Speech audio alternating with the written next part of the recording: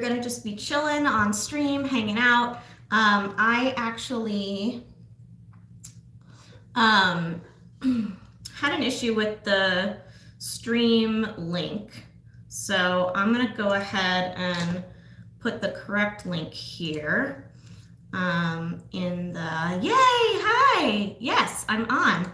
I'm gonna go ahead and put the correct link on Facebook and all of the things so that people aren't going to the wrong video. Apparently I created a stream, I scheduled a stream that hopefully like everybody could click onto and wait onto, and then I'm still learning YouTube, and it turned out to be a gaming stream. So it was gonna broadcast my my phone screen instead of broadcasting my face on camera. So we're still learning, so bear with us. I'm gonna put the correct link on Facebook. Oh, we got people jumping on. Hello, hello, hello. Leave me a comment, let me know you're watching. Hey Sarah, you found me, I'm so glad. How are you doing? Tell me how it's going. How is it going? Tell me all the things. What are you up to? What are you up to today while you hang with me? What's going on in your world? Tell me. Okay, I'm updating these links and we're good. Let me know what you're doing when you jump on. Say hello, whether you're on live or on the replay, drop it in the comments. Let me know how you're doing. Okay, awesome. I'm going to I have one more link to update because last time yesterday I went live to talk about reprogramming your brain with affirmations. So if you haven't seen that, don't go watch it now because I want to hang out with you, but go watch it later on my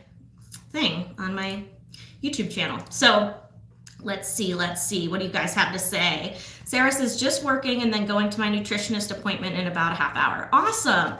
How is it going with nutrition? How is it going with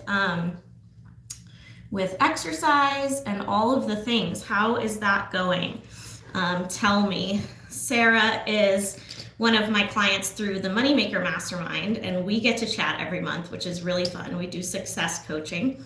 Kira, hi, finally got on, yay. I promise I'm working out the kinks in this, so I'm really happy that you made it here. I didn't know if you guys were gonna find me in the internet universe, so I'm glad you guys are here. Jamin said, just got back from Red Robin with my mom and my ex, so fun. Yeah, so fun. I don't know about you. Well, I do know about you. I know for me, lunch with my ex would be very awkward. Then went to Target with my mom and went lotion shopping and bought bread. Today is awesome.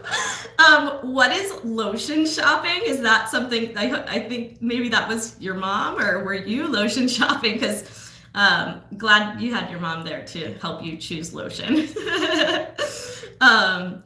Today is awesome. I know. Well, but it's your birthday. Guys, say, oh, the air here is dry, so we need better lotion. Is that for you guys are so funny in the chat. Is that lotion for your mom, or is that lotion for you? I need lotion too, actually. I should have asked you to do some lotion shopping with me. Lotion for everyone I'm buying, he says. Oh, good. Okay, because now that you've done some lotion shopping and you're an expert, I can count on you for good lotion. That sounds amazing. How was lunch with mom and the ex? How did that go? Let me know. Nivea is the GOAT. Ooh, interesting. I did not know that. Okay, now I know what to get. Did you guys all know that? Sarah says, well, I forgot to track my food. I need to remember better. I also should be tracking my food. I have an app, Sarah, that's really cool. And I don't know if like your nutritionist would be interested in it or if there's someone, but it's called Recovery Record, and it's for eating disorder recovery, but it's a, I'm supposed to be using it, or like not supposed to be, but like it would be great if I recorded my food too. but it's a really great app where you can put in your meals. You can even put in pictures. Yeah, recovery record.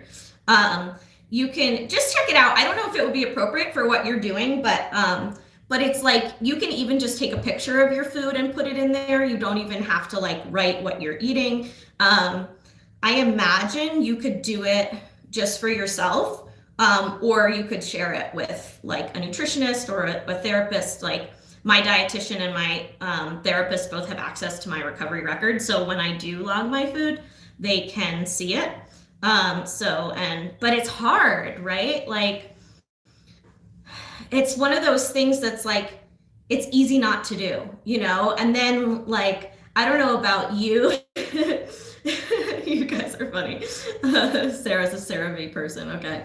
Well, you guys are going to have that Nivea CeraVe debate, maybe in the streets, you know, behind a bar somewhere or something.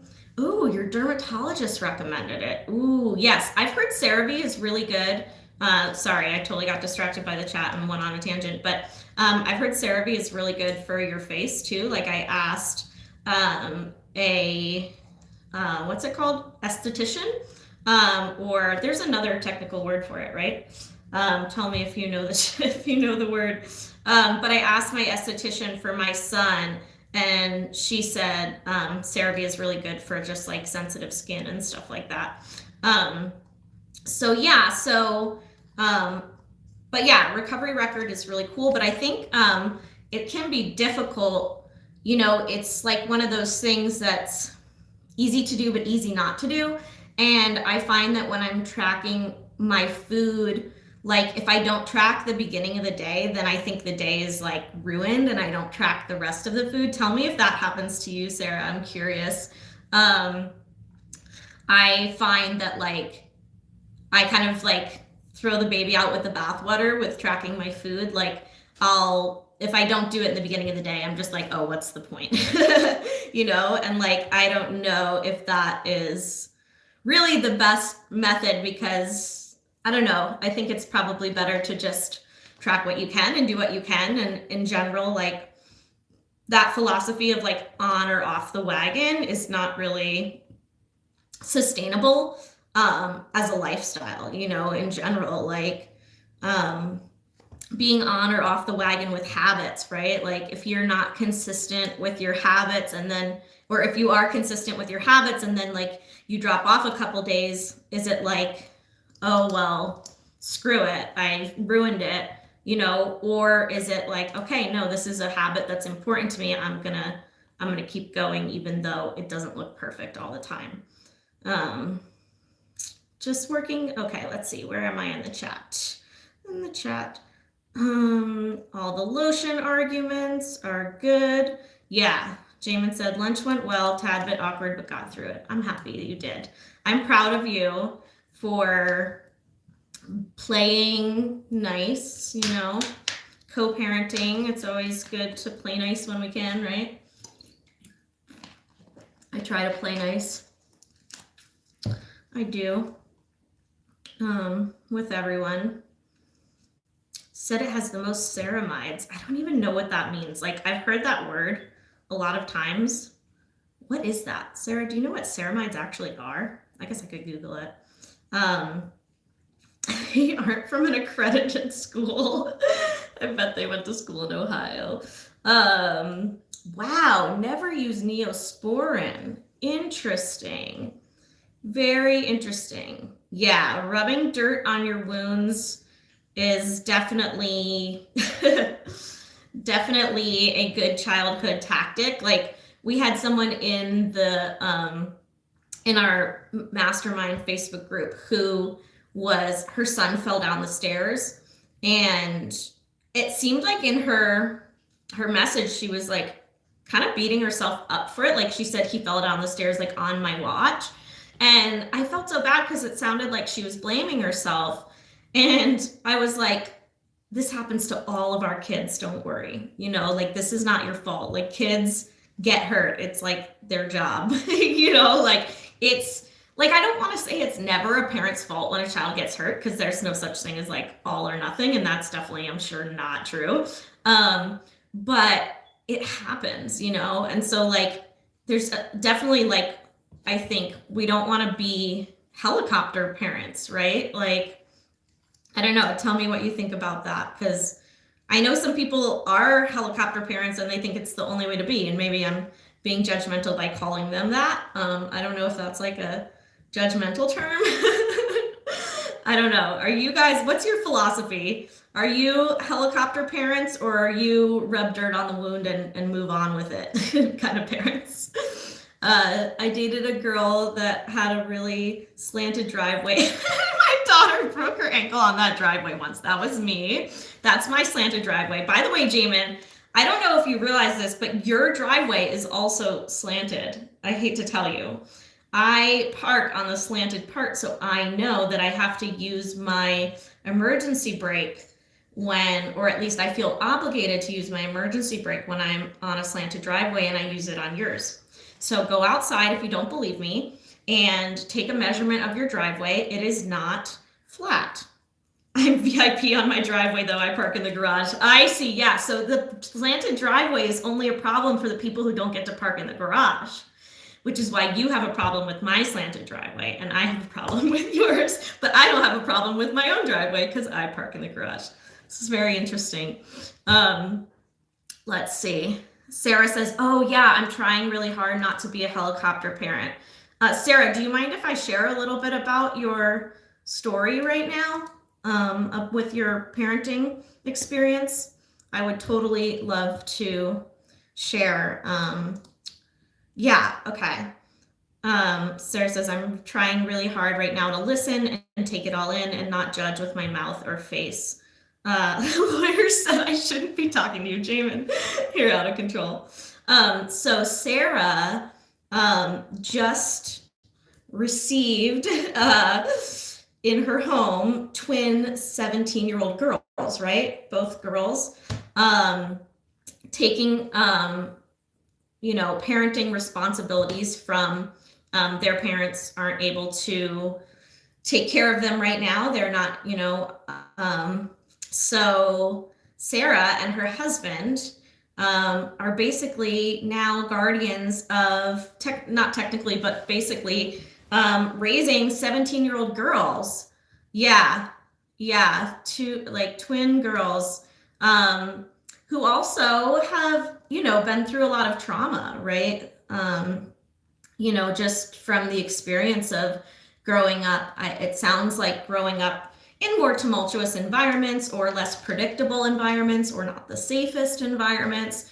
And so I think, Sarah, I'm just thinking, I wonder if there would be foster parenting groups or like that kind of thing that might be valuable to like on Facebook to get into or something, because that's something that is very characteristic of taking in foster kids who are older, is that they have been through a lot of unpredictability and sometimes not living in safe environments. And maybe there could be some other people that could relate to what you're trying to do or might have some experience in what you're doing. I don't know if that sounds like something you're interested in, but it could be a good resource. I think it's like, we looked into foster programs previously, so thank goodness we have a basis of knowledge. Oh, good. Okay. That's awesome. Okay. That's really good. Yeah.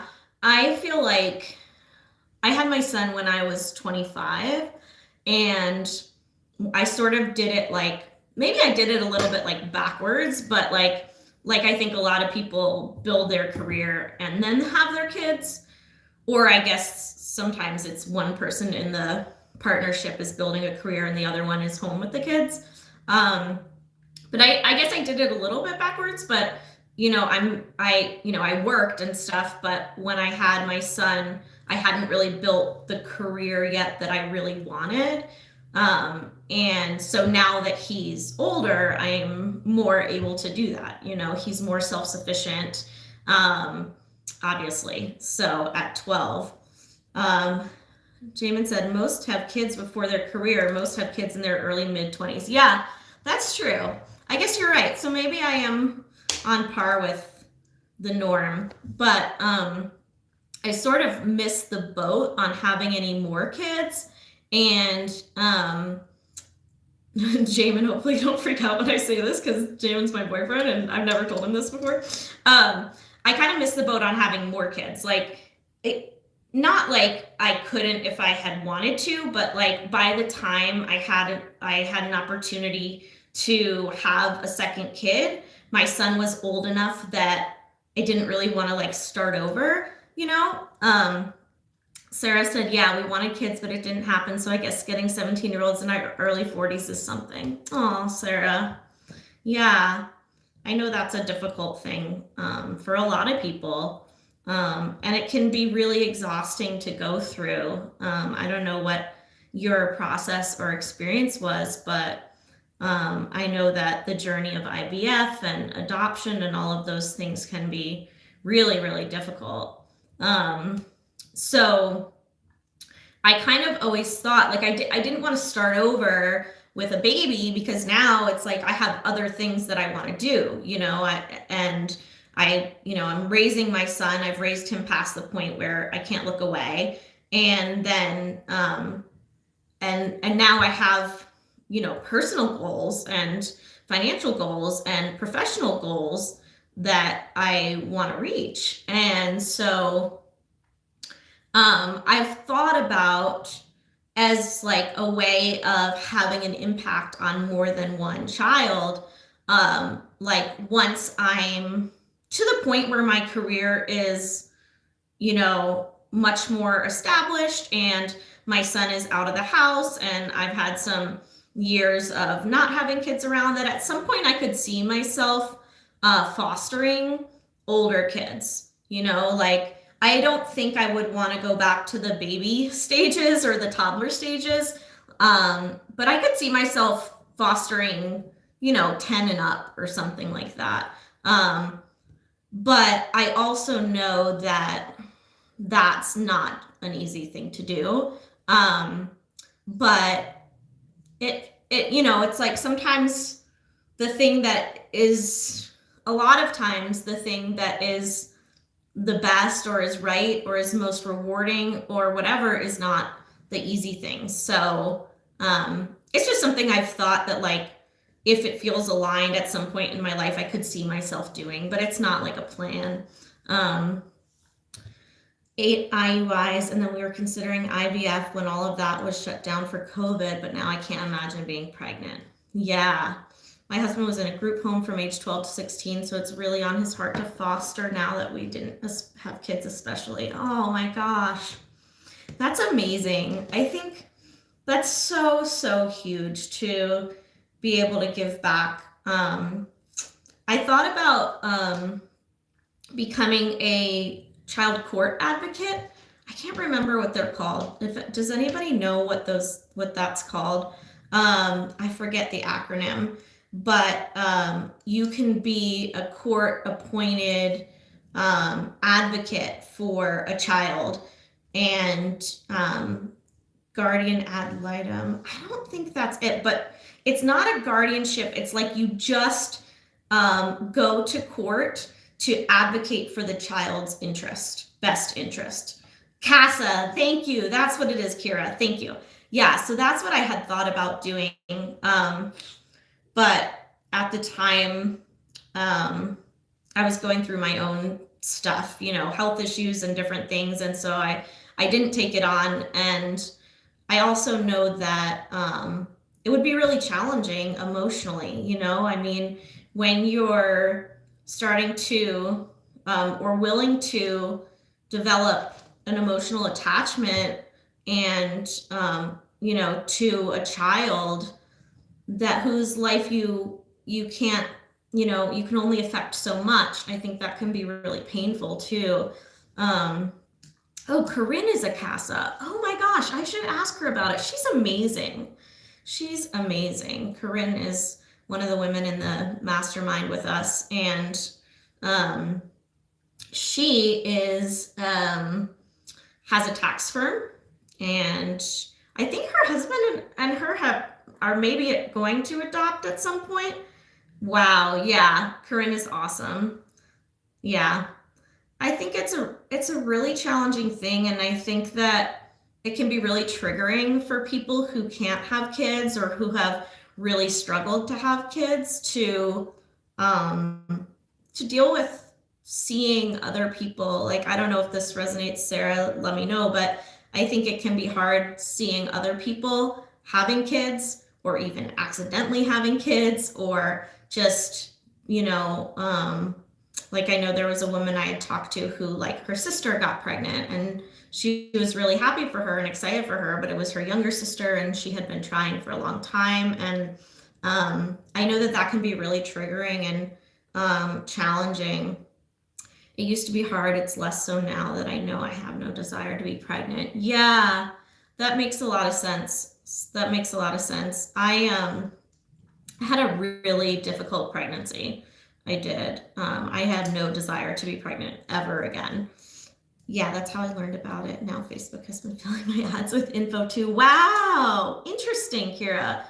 Let me know if you decide to pursue any of that. I know they have like meetings that you can go to and just to like get information. So I think it's really interesting. I've also thought about, has anyone else thought about this? I'm curious, or done this. I also thought about doing the Big Brother, Big Sister program, which I think would be really, really cool. At the time when I was thinking about doing it, then I got diagnosed with cancer. So truthfully, I didn't want to develop a relationship with a child and then potentially not be there anymore. So I didn't end up pursuing it. But these are the kinds of things that I think we often think we'll do when we have more time, or we think we'll get to it when we're retired. And that's the thing, that we don't, all we have is now. Our only power is in the present to affect change and to change our own lives and to do whatever it is we want to do. We don't know if we have a later, right? Kira says, I'm definitely thinking about it, but I'm actually learning Spanish first because that's a huge barrier in my area. Oh, wow. Wow, that's amazing. Where do you live, Kira? I'm curious where you live. That's amazing. Jamin, you're learning Spanish, right? Or like brushing up on your Spanish? I took 13 years of French, and I took the national French exam and scored 11th in the nation. And then I went to college and fulfilled my like one class of French and never studied it again and haven't had a chance to use it. So it was like very wasteful of me to, but like it's really hard when you learn a language and you get to the point of where like you're as fluent as you can become in a classroom. And then you have to like find a conversation buddy to learn more or spend time in that country to become more fluent. And I think that's what happened to me with French, was that like there was no way to, like I had kind of maxed out the French classes that are available and like was taking like, French lit or whatever, but like there was nowhere else to go. Yeah. Jamin said that's where I got with French too, 8 years in. Yeah. You probably started older than me, so you probably learned it faster. But it's funny. Oh, you live in Fresno. Oh, okay, cool. It's funny because when I was a kid, my parents would both speak French when they didn't want us to understand what they were saying.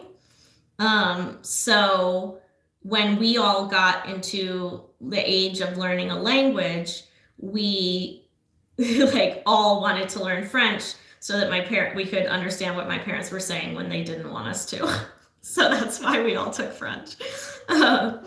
Oh, so you started as a freshman in high school. Yeah. So I started a lot younger, but I imagine like I didn't get to the like high school level of French until high school. So I probably just did extra years of learning the basics. I was gonna light a candle. Are you guys into candles? Tell me what your favorite candles are. Gotta have a wick cutter if you're going to be into candles, because what we do know is that being into candles can get expensive, and wick cutters I think helps them last longer. Yeah, tell me if I'm right, Jamin. I know he's like, Jamin's a candle guru. Light it. I'm right. Yay. And also then it like doesn't create as much smoke from like not having the like mushroom on the top of the wick, right? Oh my god. The only lighter I have right now is this like flamethrower one. It literally was like a flamethrower. Beeswax candles are the best. Ooh, what's the scent today? Cactus Blossom. It's from Bath and Body Works. I like their candles a lot because there's just like some of the scents I really like, but I mean, number one, they burn pretty fast, and number two, they're not that cheap. Although I never buy them full price. Yeah, they're great. I really love them.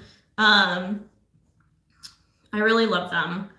And I buy them when they're like half off or whatever. I'll buy them in bulk. It lets the candle burn evenly without just being gunked up on the side of the glass. Oh yeah. And that's the other thing is I heard you're supposed to like let it burn for a long time, or like not a long time, but until the whole top is like melted. So you don't get those like circles that burn down and like you said, like the rest on the side. Beeswax actually helps clean the air. Ooh, do beeswax candles have like a nice scent? I know that like we used to use them when I was a kid in church.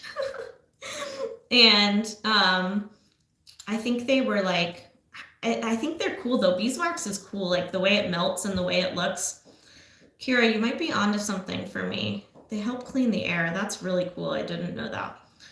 So yeah, I kind of have a candle addiction. And I like Yankee Candle too. I know Jamin uses Yankee candles a lot, but I don't like the way this is so silly, but I don't like the way the like the jar looks. Like I don't like the shape of the jar. So I like these ones. Like I like the 3-wick candle. I don't know. It's just how I am.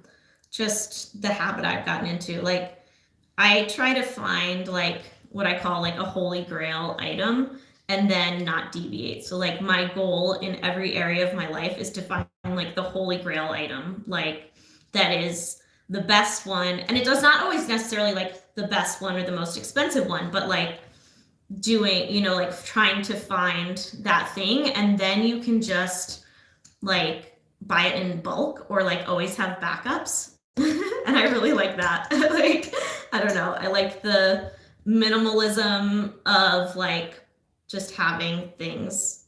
Jamin is a holy grail item. You are, baby. I found you.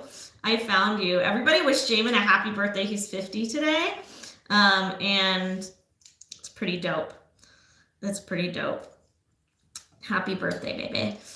Smash that like button if you're on and let me know. That would be amazing. The particles trap dirt and pollen, and as the particles cool, it brings it to the floor to be vacuumed or swept up. Wow. I've actually been making my own and they smell amazing. Also check out Etsy too. Okay, cool. Oh yeah, Etsy would be a good place because that's like, that would be a really cool thing. How do you make your own? That's so interesting. Okay, Sarah, have a great appointment. Thank you so much for being here. I love you. I'll talk to you soon. Yes, happy birthday, Jamin. That's French. See how I brought the conversation full circle? I do see how you did that. Yes, so Jamin is 50 today. His mom is in town. Hi, Mom. To celebrate with him. Yeah, I don't know. I was just thinking back to that pregnancy conversation because of your birthday. Pregnancy is rough for some people. I'm not one to be. I think like some people have like what they call like euphoric pregnancies. I don't know if you guys have ever heard of this, but it's like where like they're just like extremely happy and like in love with being pregnant and want to, and like people like that. Like I've met women like that who like then after they have babies, like they want to be pregnant again. My best friend is kind of like that. Her name's Megan, and I think she felt really good in her body when she was pregnant. So I think that's actually like kind of an interesting thing where, you know, women, like, we're so critical of our bodies and get so much outside messaging of how we should look and what our bodies should be and what our BMI and weights and shapes should be. And I think that because of that, sometimes like being pregnant, it's almost like your body's allowed to look the way it looks. And so and it also has like a bigger purpose that's not just to look attractive anymore. Or like what we thought was its purpose before. So I think there can be something kind of great about that and kind of like confidence building where you feel like, okay, like I'm supposed to look pregnant and it's great, you know? Yes, I love being pregnant, but my husband said no after the second kid. Oh my gosh, that's funny. Wow. What were your pregnancies like? That's so interesting. Yeah, it's interesting that people have such different experiences. I think part of it is brain chemicals. Like I know that some people get really depressed during pregnancy, some people are really happy during pregnancy. Brain chemicals, hormones, all that stuff is wild. Like I was really, really, really depressed when I was pregnant. Like I remember having the thought that if I could find some way for my son to live and me to die, that would be the ideal outcome for me. It was awful. Like it was awful. I think part of it was just like, you know, just really deep depression coming from like the hormone changes and all that stuff. And some of it was like in that depression, I felt like he would be better off without me, you know, like like having me for a mom would be terrible. And so I felt like that would be the best outcome. After he was born, I didn't feel that way anymore. And I actually didn't have postpartum depression at all. So our bodies and brains are really weird. I buy organic beeswax next year and I'll have fresh from my own hives. You have beehives? And I melt it down and add a percentage of essential oils. There's a formula that goes into it, but it's super fun to make. That is so cool. And what a cool hobby. And now you have bees. That's so cool. Honestly, super easy for me, which I don't take for granted at all. I had barely any symptoms with both kids, and my second daughter was born within 45 minutes. Oh my gosh, that's crazy. Holy crap, that's a whirlwind. I think I was in labor for 15 hours. Yeah, that's not terrible compared to what some people have. But my son was born 10 weeks early and he was in the NICU for a while. So I would go back and forth to the NICU. And it's funny actually, because I was 6 months pregnant when he was born. So I was still early enough in my pregnancy to travel. And so it was summer and I wasn't due till September and it was June. So I came out to Las Vegas. I was living in Florida at the time. And I came out to Las Vegas to play poker. It was the World Series of Poker. So I had planned to come out for like, I can't remember how long. It was at least a week, but it might have been longer than that. Might have been 2 weeks, and just stay with friends and play some poker and just kind of get away, because I had been going through a lot in the beginning of my pregnancy with his biological father and like other terrible circumstances. Like, so I came out just to kind of get away and to take a break and play some poker and be with friends. And I was doing that, and my water broke at the poker table. So I went to the, I called my midwife, who was in Vermont, because I had planned to have like a water birth at a birth center in Vermont. Like, I had planned this super zen birth, and it's funny because I think a lot of people have this experience where they have a birth plan, and then like when the birth starts, like when labor starts, it gets thrown out the window because like life takes over and nothing goes quite how you plan it. So my birth plan was to have this like water birth and this natural birth in Vermont at this birth center, and it was going to be relaxing, and my mom was going to be there and all this stuff. And then I end up in Vegas in labor at 30 weeks with no one that I knew around, and my mom was in Paris at the time. So my dad flew out and like came in the next day. They stopped my labor for a couple days to be able to give me steroids for his lungs to grow. And then after like 48 hours of like this steroid regimen, they took me off, and then they said, like, you'll probably be here for a couple months. Like, you're on bed rest, like you'll probably just be in this hospital for a couple months. And then your son will be born, like for the rest of your pregnancy.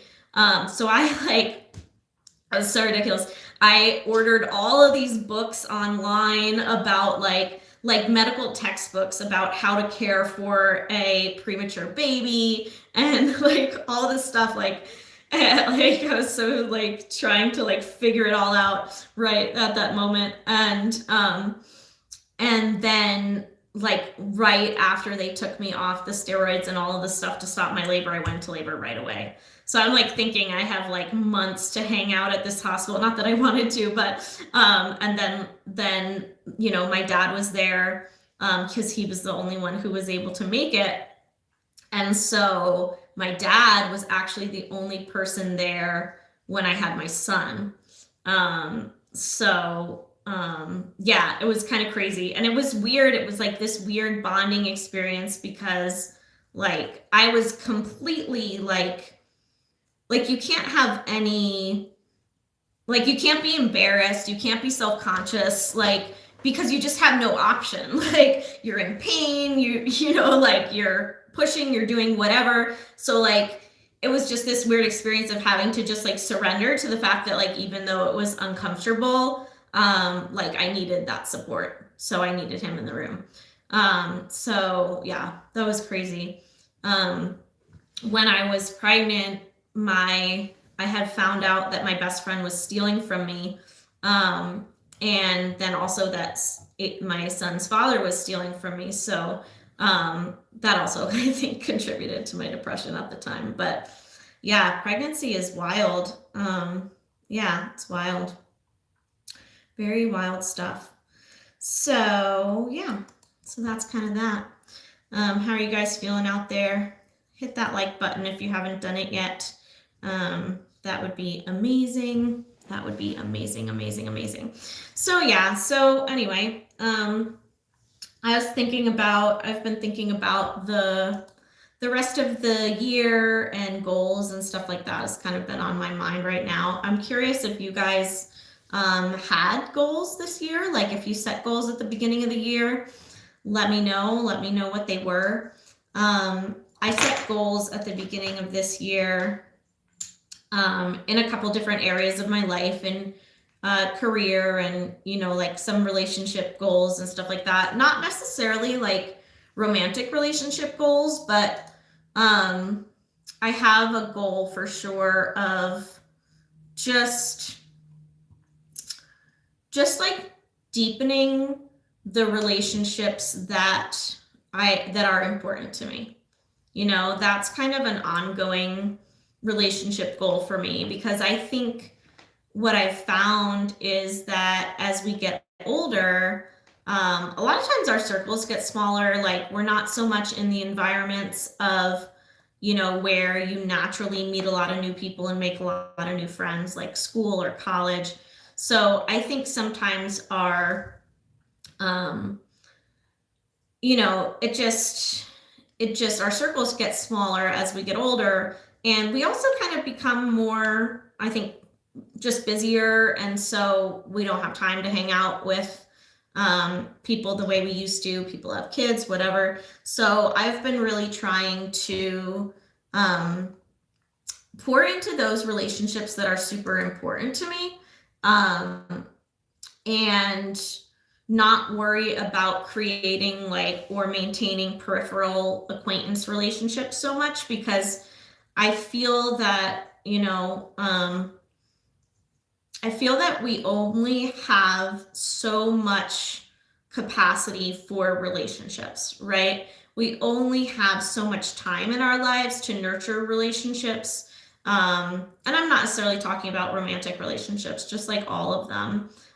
Friendships, sibling relationships, parent-child relationships, both as the parent and the child, so I've found that one of my goals has really been to deepen those important relationships, to deepen those closest relationships, because, I think that's something that, I realized kind of facing mortality was that, this is what it's all about, these connections, these relationships, being with other people, that's the point.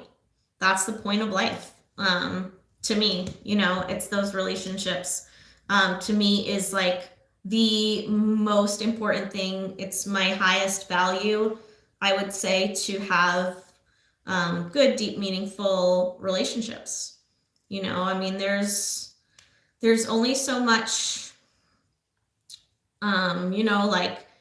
if your primary goal, for example, or your primary value is income and career, it's I think you can spend a lot of time and energy really intensely and intentionally building a career and making a lot of money, right? If you really try, it's not that hard to make a lot of money. And hopefully that's not triggering to anybody, but you can get to a point where I think you can have all the money in the world, but then what if you have it and you're alone? What does that ever do for you? You can't take it with you, right? Either. So yeah, so I'm curious if you guys had goals for this year, what they were. I also have, oh, you can see my doggy. That's Paya. Say hi, Paya. Say hi. She's coming over. Oh, you're stretching. Good girl. My dog is a very sleepy kind of dog. She's a very sleepy dog, kind of like her mom. I feel like parents and dogs kind of match, my ex-husband and I, we had two dogs because he had a dog when we met, and then I have her.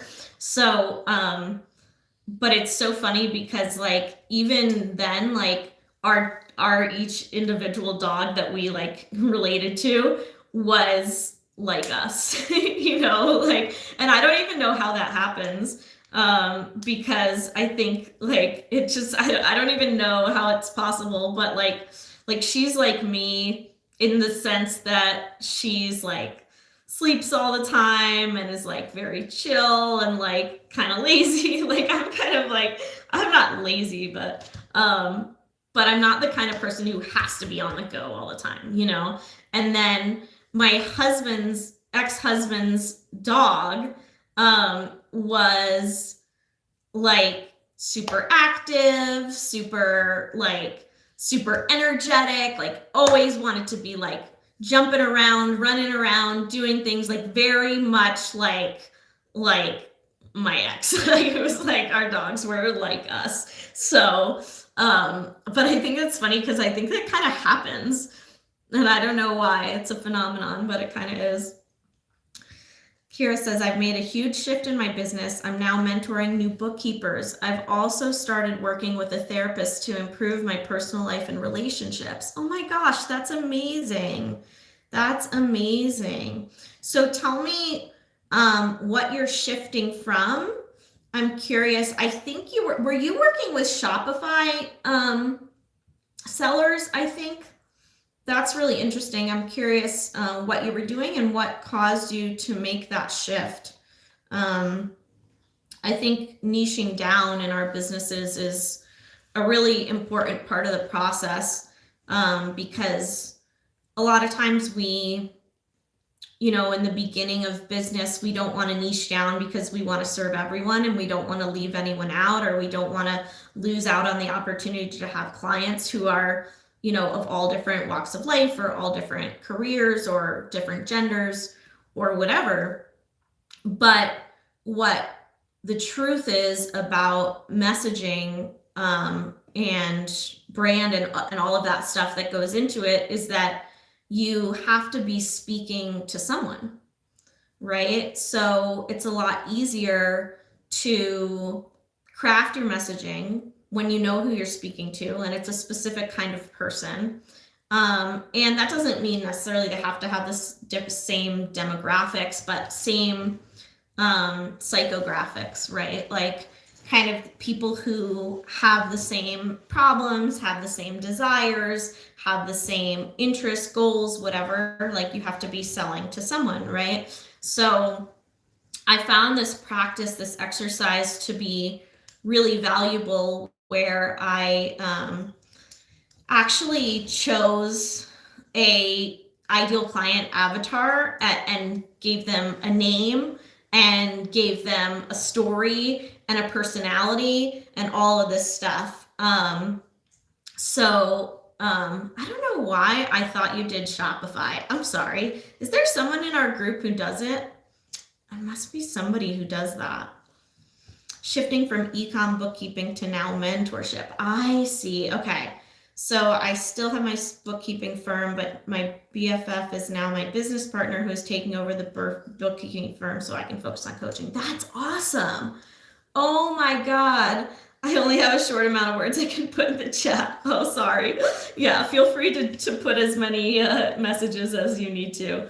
That's so interesting. Okay, so you're going to be doing a lot of kinds of, probably the kind of stuff that I do as a coach. I'm curious what do you have an offer yet? Do you have an offer? And if so, what is it? I drink a lot of iced tea. I'm addicted to this, just like Lipton iced tea. It's pretty bad. Pretty bad. It is what it is. We all have our things, right? Could be worse. Could be addicted to, I don't know, vodka or something. It's just iced tea. There's nothing else in it, so no problem. Yeah, but I'm wondering what your offer is, if you have an offer yet. I think for me, I started with one-on-one coaching because that's like an easy offer, right? Like you don't have to have any tech or anything to be a one-on-one coach. You just have to have relationships with people who want to work with you, or build relationships or attract people who want to work with you. So I started with one-on-one, and I still do one-on-one coaching.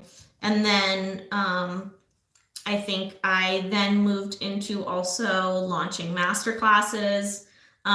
which I really liked doing, launching master classes that were somewhere in the realm of like 222 and up. I like those angel numbers. So yeah, went into master classes, and then mastermind that I sold a mastermind that was a 3-month commitment. And I've been running that mastermind for almost a year. This 3-month segment will take us into through the full year. So I have that as well, which is really cool. I'm happy to tell you about that if you've thought about doing a mastermind. A to Z for them. Oh, okay. Yes, I have 1-to-1 where we meet weekly, or more affordable group coaching, so it's easily accessible. Oh, that's cool. How does your group coaching work? What does that container look like?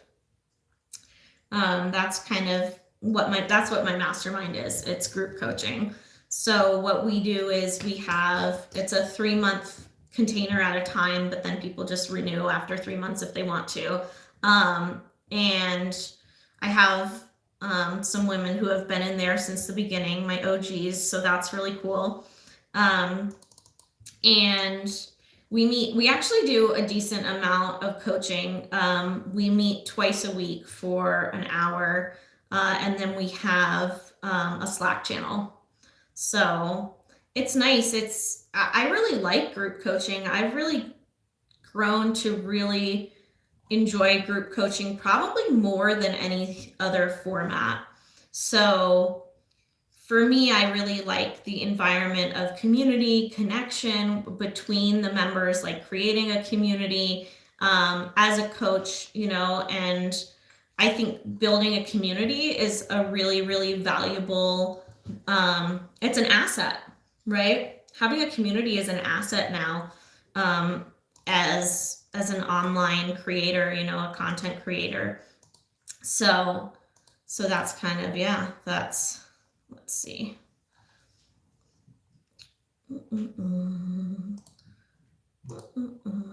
Yeah, so tell me about that. Tell me all the things.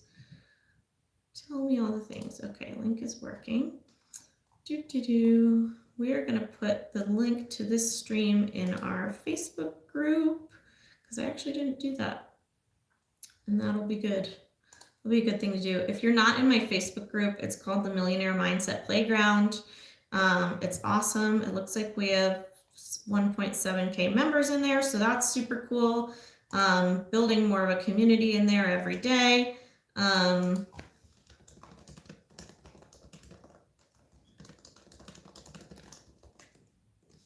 Okay, we're going to post this in our thing. So, and then I'm going to see if I can tag people real quick. It's geared towards new bookkeepers. We meet 2 times a week. Okay, so yeah, the same as us.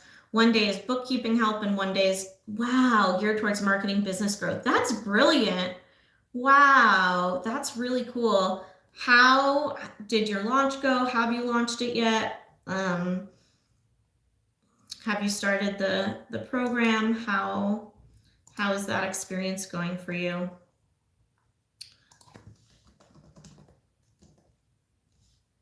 Okay, here we go. We've got a post in our Facebook group. Yeah, I find that, I also have a 3rd day for office hours. I set up a post for Q&A, so I can now answer all of their immediate questions. That way they never feel stuck. That is cool. Wow. Wow, that's so cool. What is the academy called? Or whatever. I called it an academy. I don't know what you call it. But yeah, if you're jumping on, say hello. Whether you're watching live or on the replay, if you are watching this on the replay, that's amazing. Smash that like button and all the things. So yeah, I think launching is an interesting experience too. Yes, I've launched, but to be honest, I haven't gotten anyone in yet. That's okay. Dude, that's like Launching is brave. That's amazing. Congratulations. Congratulations on your launch. I'm so happy for you. That's so awesome. It's launching takes energy, it takes courage, it takes mindset work. So that's amazing. That's so awesome. I'm so excited for you. And these things take time to build, you know, like I talk to clients who, you know, like plenty of people have launches that don't get any buyers, you know, or any clients. Like it happens all the time to my clients. So I kind of try to talk them through it. And I think what I really try to help them see is that like launching, the goal of sales and launching isn't just short term, you know? So as you go through these experiences of launching and promos and all of this stuff, you're gaining so much experience in doing that, right? And you're building momentum, you're building an audience. So you have to, like, I think a lot of what I see is people who start a launch, right? And they don't get the result that they want right away. And so they drop their power and they stop selling and they stop showing up in the launch because they've made up a story about themselves that, or about their offer that it's not going to sell. And then they stop doing the thing that will actually make it successful, right? Because they drop their power, they drop their energy. So I think that can be really challenging. And one of the things that I try to help clients remember is that this is not a short-term game. Like, we're here for the long run. We're here to build, and everybody starts with nothing. You know, we build these businesses out of our brains, out of thin air, right? Like, you know, I think about this sometimes that like I built this all out of thin air, and that's pretty cool, you know, like just out of a thought, an idea, a desire to support people, to coach, to have impact, to earn a living as an entrepreneur, to create content. Keeping it simple and calling it mentorship and business growth for bookkeepers. That's awesome. Yay, that's so cool. Yes, I'm learning a lot and excited for the long haul. My vision is to be the #1 coach for new bookkeepers, and I'm working on getting courses qualified for CPE credits. That's amazing. Oh my gosh, that's such a cool idea. Wow, that's really cool. Yeah, exactly. So when you have a long-term vision, it's not about what happens on a specific launch. It's about who you're being as you move through your business, you know, like there's only so far that strategy can take you, and then it's about the person behind the strategy, you know, who you're being, what you're doing, but not just the things you're doing, but how you're doing them, the energy you put into them, the magnetism you put into them, the authenticity, the work, you know, it's really important to be able to fall in love with the process. And maybe that's cliche, but it's true. It's cliche for a reason. I actually saw a reel that was saying this the other day, fall in love with the process, that kind of message. And it's really true, you know, like I've found that I've gone through phases where, or I went through a phase where I felt like creating content was very much something I had to do, you know. I felt like creating content was work, you know, and was obligatory and all of this stuff, and didn't really have this like excitement about creating content at all. But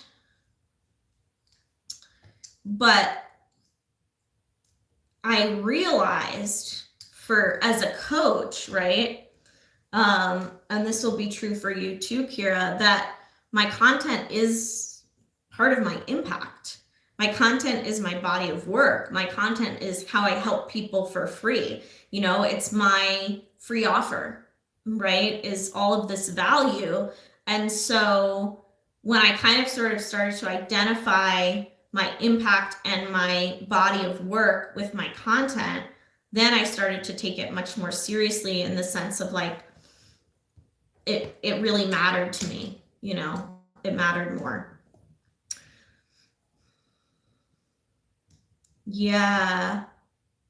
Yeah. My business would have never gotten off the ground if I didn't luck into having a mentor who held my hand for my first client. Yeah. Mentorship is so important. It's so important. We were talking about coaching on Jamin's poker stream the other day, and he was talking about how his coach isn't just someone who knows the math and knows the game, but is also someone who has been through the experience that he wants to emulate, right? Moving up in poker stakes and all of these kinds of things. So it's like when you have someone, a coach like that, they're really also a mentor, you know, like someone who has walked the path that you want to, or someone who has been where you're headed, right?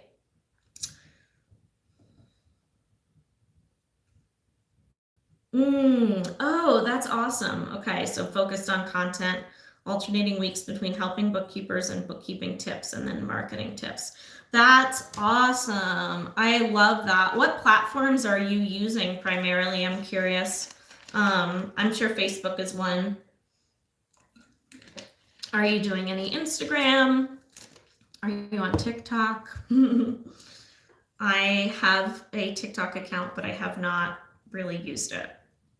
I need to be doing more reels, actually. I know that, you know, I'm sure you guys are aware that video content is the thing now, especially short form video. So I know that, you know, those kinds of things get a lot of reach, but the reach doesn't turn into followers unless there's really good value there, you know. So you can create like a funny reel or a good reel or whatever, something that like maybe gets traction through the algorithm and gets a good amount of reach, but that doesn't always translate into followers unless you provide really strong value in that reel, you know. So that's kind of the vibe. Yes, that is kind of the vibe. Jennifer, hi, how are you? Welcome to the stream. Thank you so much for being here. What are you up to today? What are you doing? Just Facebook with 2 little kids. I have to keep it simple for now. Next year, I'm going to hire someone, somewhere help. Yeah, I think that's really good though. It's hard to keep up with multiple platforms because they all have different things that work well, you know? So one type of content might be really appropriate for Facebook and not going to be as successful on Instagram, and vice versa. And all of those, you know, same with other platforms. Like every platform has its own thing that people want to go to it for, right? Like Twitter is for short comments, and Facebook is for longer comments and photos, and Instagram is for photos and reels and graphics and carousel posts and all of that stuff. So, you know, it's hard to keep up with multiple platforms. That's something I'm definitely experiencing, just trying to figure out how do I optimize each platform, each social media platform, for the kind of content that is appropriate for it, that does well on it, right? Because I see the same posts that I post on Facebook and Instagram having very different success, different levels of success, and vice versa. So I think that's probably smart to build on one, and then you have your community all in one place as well. So I think that's really smart. I kind of wish I felt I could do that, but I don't have little ones, so I don't have an excuse for not being on Instagram a little bit at least too. Been setting up discovery calls. Oh my gosh, that's amazing. Also working on my 90-day plan and actual bookkeeping work. Amazing. That's awesome. I'm going to listen to you while I work. Thank you. That makes me so happy. That's perfect. Perfect. Have you heard about 𝐃𝐨𝐤𝐤 Jones? She's a wizard at Instagram and Pinterest, and she's helping me with other biz on that. No, I've never heard of her. I'm going to put her name in Facebook and see if I can find her and maybe friend her. 𝐃𝐨𝐤𝐤 Jones. Let's see if I can find her. Oh, yeah. Okay. Oh, wow. This is cool. Let me see. All right, I added her as a friend, so hopefully she will want to be my friend. Yeah, it's definitely, it can be a challenge to keep up with different social media platforms, you know, and I find that things that I've written, you know, like more longer posts do better on Facebook than Instagram. And what does better on Instagram is Reels and also carousel posts, like the ones you swipe through, that provide really potent value. She's such a sweetheart and so helpful. Oh, good. I'm so glad. Yeah, I think, you know, one of the things is like you want to provide value, you want to provide entertainment, and you want to provide connection, you know, so your story, your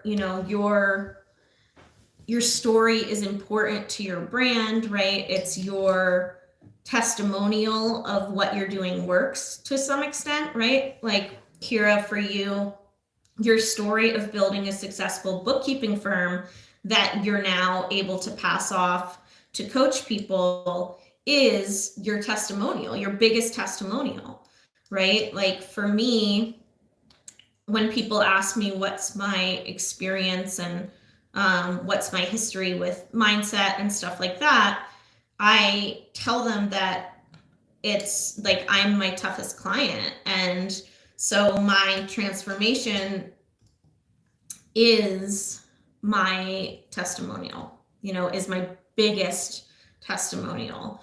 So we want to make sure that we are infusing our story into our content, right? And it doesn't always have to look like telling your story from beginning to end, but you know, some of that personality of who you are, of your authenticity, right, for people to connect with. And then we want to be providing so much value, right? So like we want such a high, like 90% of our posts to be value. So like direct takeaways for our audience.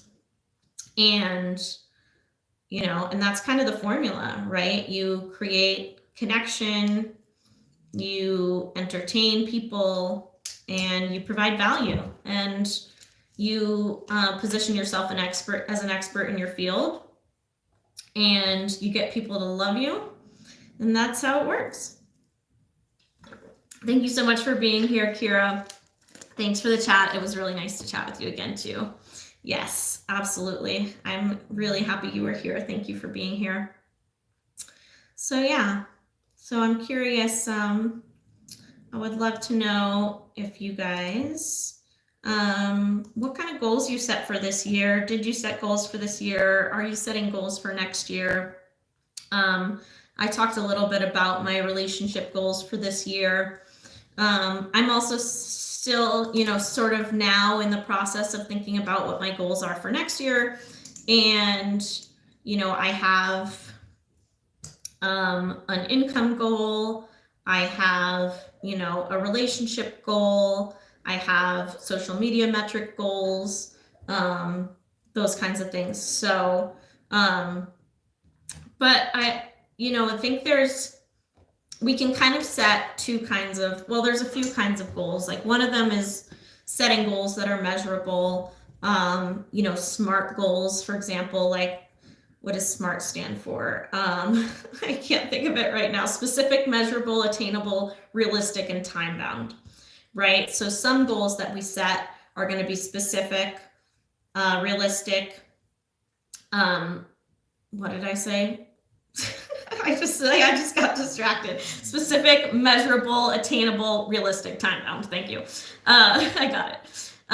So some of the goals that we're going to set are going to be like that. Like there'll be goals like, I want to get to X number of followers, or I want to make X amount of money. And then some of our goals are going to be qualitative, right? Like I want to improve and deepen my relationships, or I want to improve my physical well-being or my spiritual well-being, or, I want to meditate, right? Like you might not have a quantitative goal, but it might be more intentions, or resolutions. Being 6 months in and still trying to get to a point of thriving, it's hard to make goals outside of that. Yeah, I can totally relate to that. Absolutely. Like sometimes you're in a place where your goal is to get one place, and then once you're there, you can kind of like think about the next thing. But in the moment, you have to focus on the one thing, right? The one thing. When we focus on doing one thing really well, that's the key, right? We focus on doing a few things really well, and doing the things that are in our zone of genius. And then once we do that, we can build expertise in that area, right? And we can build momentum in that area because we're focusing on it. And then we can, kind of try to, once we get to a certain place, delegate the things that are not in our zone of genius. Yeah, I would love to be making 5K a month and then just be able to grow from there. You will. You absolutely will. You absolutely will. I know you just joined the Moneymaker Mastermind. How have you been feeling? I know that there's so much value there that sometimes it can be a little bit like, where do I start? Or you feel like you're already behind, because I think sometimes, I don't know about you or you guys, but sometimes I'll compare myself to other people in my field, especially if I'm in like a group container, a group program, or something like that.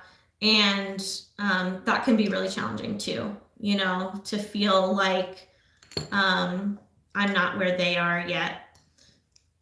At first it was overwhelming, but I found direction and where to focus, so it's going well. That's awesome. I'm so glad. Yes, there's so much value there. So much value. That's amazing. I'm so glad. Yeah, so that's good. Yeah, I think, and if we do compare ourselves, one of the things that I like to do is reframe that comparison as, wow, if that person can do it, then it's possible for me too, as opposed to, wow, they're doing it, why am I not? Why do I suck? Why am I not there yet? But it's more like the reframing it and as, wow, like I can do that. Like it's evidence that what I want is possible. People ahead of me are just evidence that what I want is possible for me. So that's kind of how I try to think about it. So yeah, that's it. That's the scoop, right? That's the scoop. I'm curious, what's your biggest struggle, Jennifer, in business right now? What is it? What's the most challenging thing right now? What are you coming up against? I know that there can always be challenges along the way. We all have our obstacles and our just speed bumps, right? Like little things that can come up.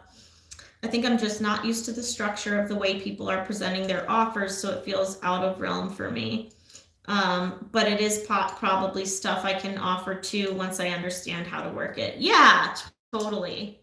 Talking on the phone, I hate the phone. Yeah, I'm not a big fan of talking on the phone either. I'm not a salesperson. Yeah, me neither.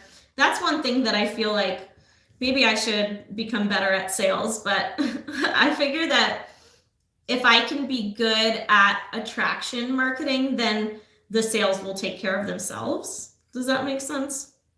Like if I can draw in an audience who gets value and loves what I do and loves being a part of it and gets support and value from my content and all of those things, that that they'll just come into my world, you know? So that's kind of how I try to think of it. Yeah. Yeah, it can be, the sales aspect can be challenging. It's like when you start your own business, sometimes like you think you're going to be doing one thing, but you really end up doing a lot of things you weren't expecting. Like, for example, like when I got into, decided to be a mindset coach, I just thought, oh, I'm just going to be coaching people.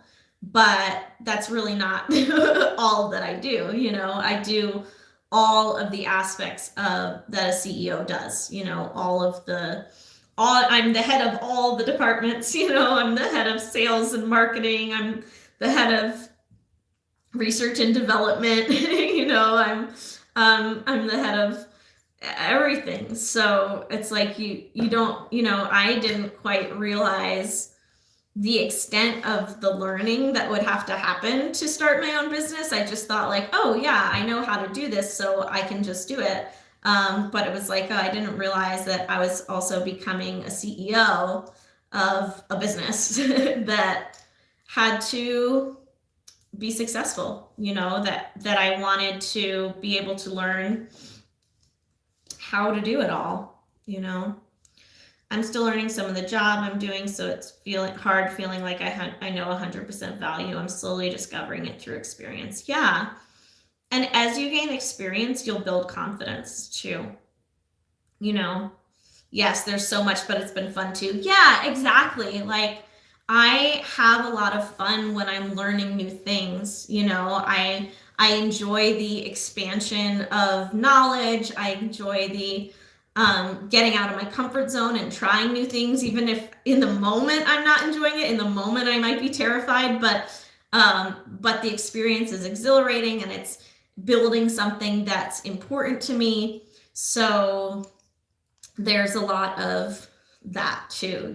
There's a lot of exciting parts and times in business. There's a lot of really cool stuff, and I feel like the first year of my business, I really poured into learning what I was doing and how to run a business, and what I thought was going to be the hard thing, which was, coaching, I found was the easy thing. And the hard thing was learning how to run a business and learning how to create offers. What that even was, right? Like when I, got into my mind that I was going to be a mindset coach as a career, I was going to pivot from poker. I thought that the coaching would be a challenge, that I would be, I have so much to learn as a coach. And not that that's not true. Like there's an endless amount we can learn and we can always get better at things. But what I found was really that like the coaching was my zone of genius. The coaching was the thing that came easily to me. And the hard thing was the things that I didn't know. Like I wasn't expecting to have to learn them. What made you pivot from poker? So a couple things. One was that I had gone into doing some coaching in 2017 And I was starting, my business and building a community and getting my first couple clients. And then I fell into, hey, Jamin, welcome back. We hanging. Come hang. So happy to see you. Yay. Jamin is a poker player as well, but not, he also has a job. He's not pro, but he makes good money doing it too. So I was doing coaching, and then I fell into a depression, and I felt like I couldn't do the business at the time. So I decided to go back to poker. I did that. Ragnar is here. Hey, buddy, how are you? Happy birthday, Jamin. So I found that at the time I felt like I couldn't run my own business. So I went back to poker, right? And I was playing live. I was playing live poker in the casinos, and then the pandemic happened, and the casinos shut down, and then it became really not fun to play because, like, the game completely changed during the pandemic because they had to put up plexiglass around each player. Oh, good. I'm so glad. Listening and getting inspired. Oh, I'm so glad. That is my exact hope, for real. So they ended up having, each player had plexiglass surrounding them. And then there was a little window in the bottom of the plexiglass where you could put your chips through and stuff. And some of them were that intense, and some of them just had the plexiglass on the sides. And it was really it kind of ruined the game, and I didn't really want to play live anyway because of the risk of COVID and stuff like that. So I decided, you know what, and then the other piece about leaving poker as a profession was that I wasn't helping anyone. I wasn't creating any impact. I was just making money. So that was sort of just, it was definitely a big motivator to do something where I could, make a difference. And so, Jamin said might spin up a stream soon to announce winners. Okay, let us know if you do that. I definitely want to see what's up over there too if you do a stream. So those are kind of the reasons. I felt like the other thing was that coming out of having cancer, no feeling of purpose. Exactly. Yeah, exactly. Jamin says, I create impact by winning money from others and free them up to pursue things they might actually be good at. Oh my God, that's so funny. Oh, you're terrible. That's why I left my corporate job. Yeah, really? Okay, that's so interesting. Yeah, what did you do in the corporate world? What was your job? Were you doing bookkeeping? Were you doing something else? Jamin, so ridiculous.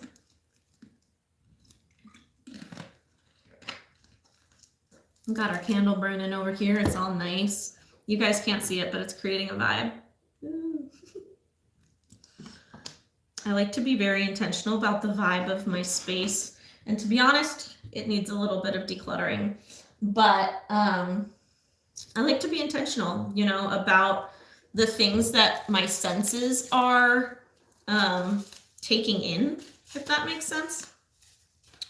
The things that I'm hearing, the things I'm seeing, smelling, all of that stuff, even physical touch, things for example, writing with a certain kind of pen, or, the senses of the smell of having a candle and seeing the light from it. I really try to be intentional about creating an environment that feels really good. I was accounts payable specialist for a trucking company. Oh, okay. Okay, got you. So adjacent to what you're doing now, but not exactly the same. It sounds like.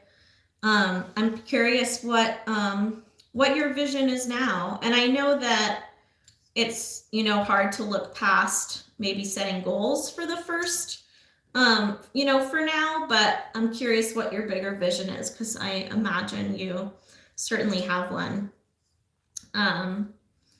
Yeah, yeah, yeah. I think it can be really challenging to be fulfilled when you're working for someone else.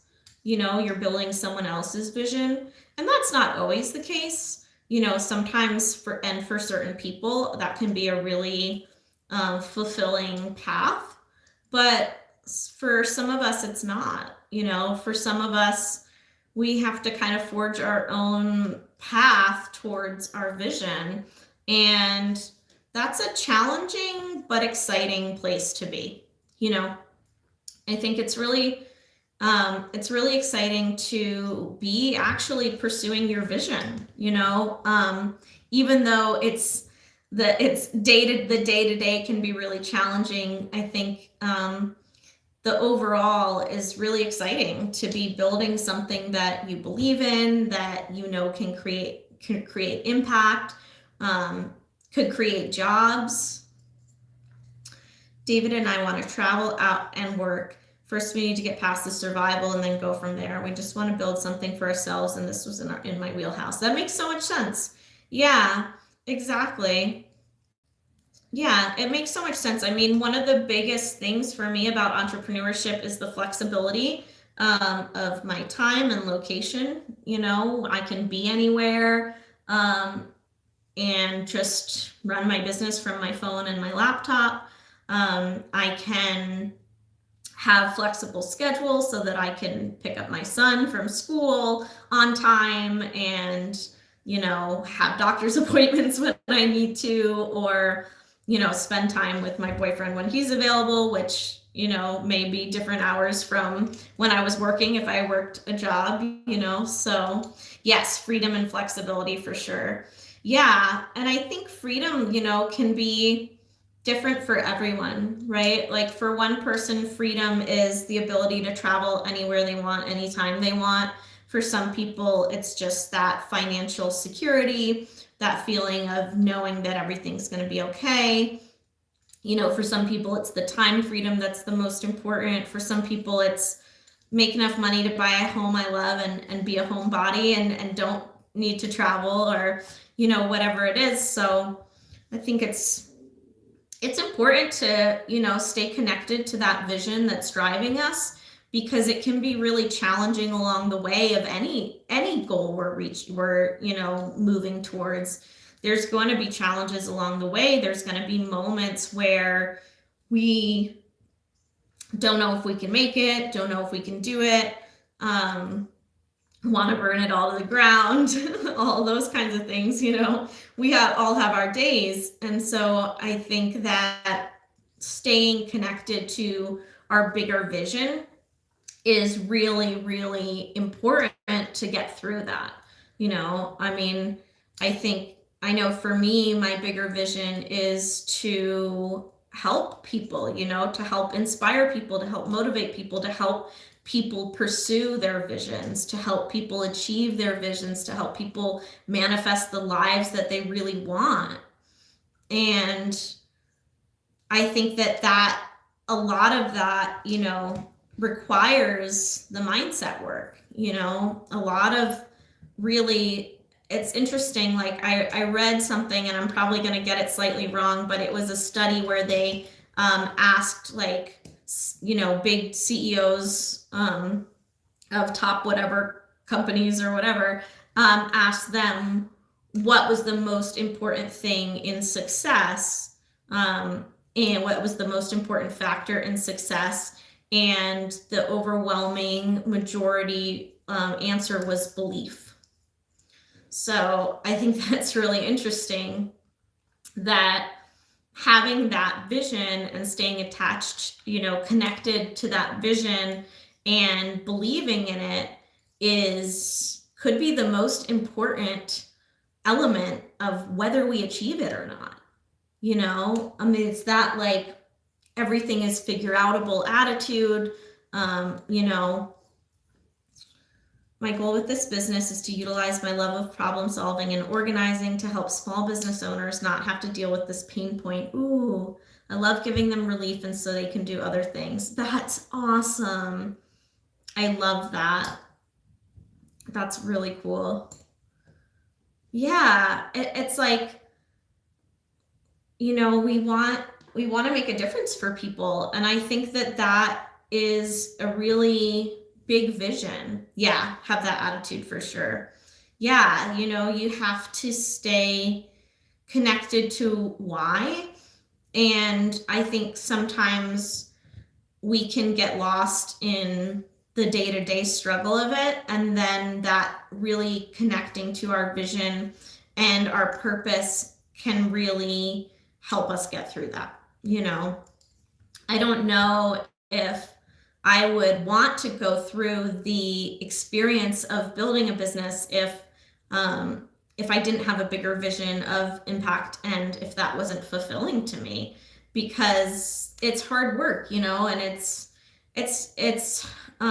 there's going to be challenges, there's going to be fires to put out sometimes every day, and you know, you're going to have to really be committed to learning new skills and learning leadership, how to run a team and how to run a business and how to do marketing and, you know, all of those things. So it's like, if you don't have that connection to the bigger reason why you're doing it, you may not want to do it that long, you know.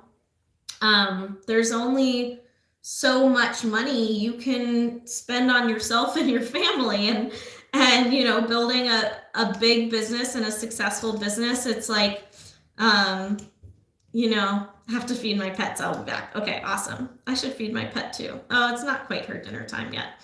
I'm in Pacific time, so still mid-afternoon for her. She's sleeping on my reading chair. So yeah, I think it's important to have that connection to our vision and our mission, whether we're running a business or not, right? Like, this is not exclusive to entrepreneurs that we have to be connected to our vision. This is true of any area of our life where we have to work towards something we want. Is that to be able to get through the day-to-day, sometimes we have to really lean into why we're doing it in the first place. You know, when things get hard, it can be really helpful to have that kind of touchstone of why this is important to us and why we're doing this, you know.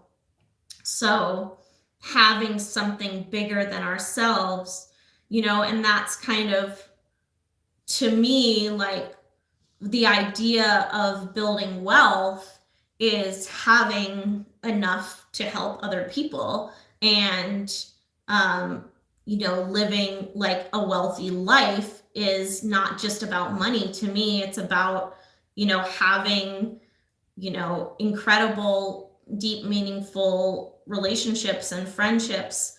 You know, it's about so many of these other qualitative things. It's about having, you know, your health, you know, and that's another one, right? That, like, focusing on, you know, the long-term vision, right? For when you're doing things you don't want to do for your long-term health, right? Like tough workouts, or maybe, you know, making decisions that are not your favorite decisions, right? But you have this vision of something more long-term and something bigger. And I think that can really help us get through, So I think that's really important to me, is to stay connected to that. But yeah, I think we also, you know, deal with limiting beliefs about what we're capable of, limiting beliefs about what's possible for us, limiting beliefs about money. And that can be a real obstacle to building what we want, you know, like the belief thing, right? Like, if you know, it's like I think it's a Henry Ford quote, right? If you believe you can, you can't. If you believe you can, you can. If you think you can't, you can't, you know. What is the actual quote is whether you believe you can or can't, you're right, or something like that. And I think it's really true, you know, like you have to have the belief to hold your power and hold the faith for as long as it takes to materialize, because we start with an intention or a desire or a want or a need, and we have to move from point A to point B. And to be able to move from point A to point B, we have to believe it's possible. We have to remove our blocks to having it, right? Like our limiting beliefs and anything physical that's in the way of us having it. And we also often have to detach from how it's going to happen and when, right? So I see that as a big block for people manifesting things in their lives, right? Like whether it's successful business or relationships or having a child, anything that you're trying to create in your life is, you know, if you try to attach to how it's going to happen and when you think it's going to happen, you're going to be in resistance to what's actually happening, which may not be what you want yet, right? And we have to be in acceptance of where we are to be able to move to where we're going. And when we have that belief that it's possible, we also then have to, in order to sustain that belief, we have to detach from the timeline. And I posted something about this the other day, about the 3 biggest mistakes of manifestation that I see people make in manifestation. And the first one was, let me see, I'm going to pull it up actually. The first one was attaching to the timeline of getting what you want. I said, let me introduce you to one of the most important rules of manifestation. It takes as long as it takes, and that's just that. So I see people a lot attaching to the timeline of having what they want, and because of that, they really struggle to actually create it because they're in this state of why isn't it here yet? Why isn't it here yet? It's not coming. I can't do it. It's not here. It's not working. And so then they pull the plug on it or pull the plug on their power when it comes to creating it. And then because of that, it never happens, right? It never is created because they've attached so much to how it's going to happen or when it's going to happen that they've actually dropped their power before it manifests, you know, or they jump off the path of what they're creating maybe right before it would have happened, you know.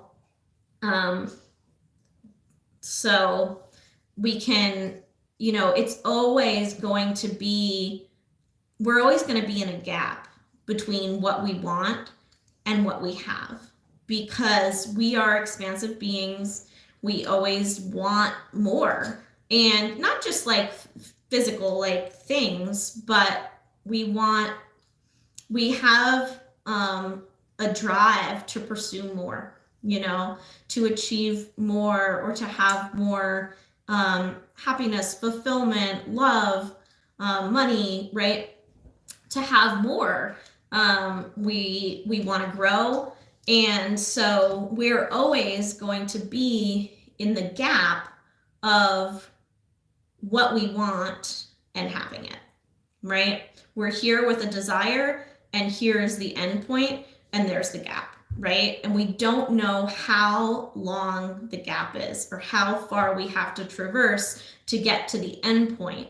But if we decide that we want it to happen right here, we might keep moving until we get here, and then we decide it's not happening and we pull the plug or we quit, right? And it's like, well, if you had just kept going, you would have got what you wanted, but it became a self-fulfilling prophecy because you were attached to when it would happen. Does that make sense? The second manifestation mistake that I talked about this week was waiting and wishing and hoping because I think this is like the biggest misconception in the manifestation community, or outside the manifestation community, both, is that you can just want something and like align your energy and then it just comes to you, right? Like feeling good, being high vibe isn't the only requirement to getting what you want. And I think people get fucked up about that, because what it actually requires from you is action. And action is the key to manifesting what you want, right? But it doesn't have to be hard action and resisting, doing terrible things or anything. It can be inspired action. And that's why when you are pursuing something that is a part of your vision, something that's important to you, that it will feel inspired to take action towards it. And if taking action towards something does not feel good and inspired, then it may not be aligned with what you want, right? So, yeah. All right, kids, thank you so much for hanging. Smash that like button on your way out. Thank you for being here. We will be back. I will let you guys know in Facebook and Instagram on my stories and in posts when I will be streaming again. Thank you guys so much for hanging. This has been wonderful. I so appreciate it. It's really, really nice to have you guys here. Ragnar says, this is very enlightening. As someone who has felt lost in my life for the past couple of years, you have inspired me to make some goals finally. Oh my gosh, that makes me so happy. I'm so glad to hear that. You can have anything you want. Set your goals and move towards them. You got this. You totally got this. Thank you guys so much for being here. I love you all. Bye.